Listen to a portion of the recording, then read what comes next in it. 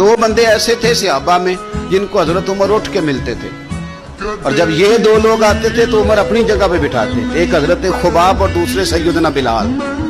फरमाते थे उन्होंने तकलीफें सही हैं दीन के लिए। हजरत खुबाब लोहे का काम करते थे, उनकी मालकन उम्मे उम्मार बड़ी सख्त औरत थी, लोहे का काम करते थे।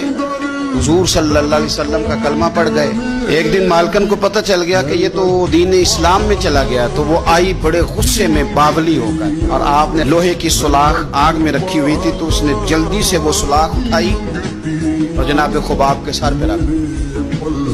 जलती हुई सुलाख वो आग का अंगारा बन जाती, जल गया सर मुबारक।